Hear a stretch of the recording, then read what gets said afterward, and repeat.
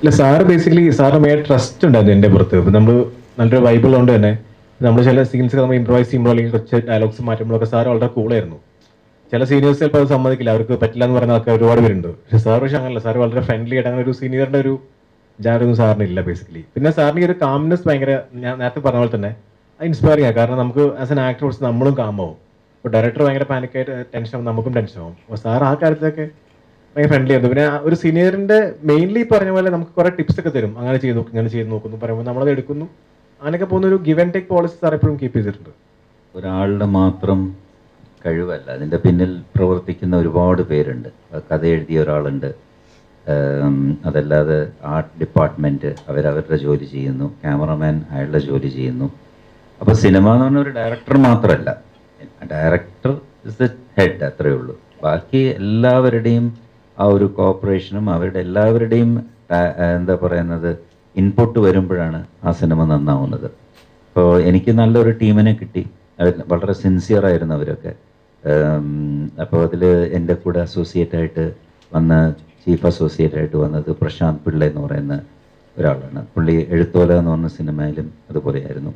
അപ്പോൾ അദ്ദേഹത്തിൻ്റെ hard work ഉണ്ട്. പിന്നെ ക്യാമറാമാൻ അദ്ദേഹം നല്ല രീതിയിൽ പടം പിക്ചറൈസ് ചെയ്തു.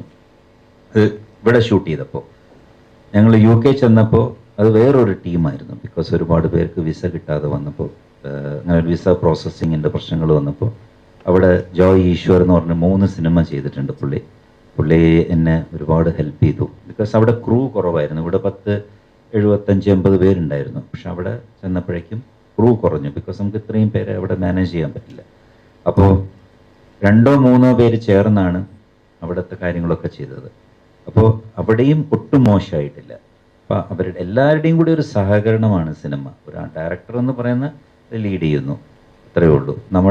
നമുക്ക് വേണ്ടത് നമ്മൾ അവരോട് പറയുന്നു, അവർ ആ ഇൻപുട്ട് കൊണ്ടുവരുന്നു. എനിക്കിതൊരു നല്ല എക്സ്പീരിയൻസ് ആയിരുന്നു. ഇപ്പോൾ ഒരു നെഗറ്റീവ് കുറച്ചായിട്ടുള്ള ക്യാരക്ടറുണ്ട്. ഇപ്പോൾ ബാക്കി മിക്കപ്പോൾ ഞാൻ കുറേ പോസിറ്റീവ് ക്യാരക്ടേഴ്സാണ് ചെയ്തിട്ടുള്ളത്. ഇപ്പോൾ ലാസ്റ്റ് മൂവിലും കുറച്ച് പോസിറ്റീവ് ക്യാരക്ടർ ചെയ്തിട്ടുള്ളത്. അപ്പോൾ ഞാനും ഈ പറഞ്ഞ ഒരുപാട് ചറപറ സിനിമകൾ ചെയ്യേണ്ട എന്ന് കരുതി കുറച്ച് നല്ല ക്യാരക്ടേഴ്സ് വെച്ചുകൊണ്ടിരിക്കുകയായിരുന്നു. ഇപ്പോൾ ലാസ്റ്റ് മൂവി നല്ലൊരു ക്യാരക്ടറായിരുന്നു, അത്യാവശ്യം നല്ല റെസ്പോൺസിബിൾ ക്യാരക്ടറായിരുന്നു, ഔസിപ്പിൻ്റെ ഔസിയത്ത്.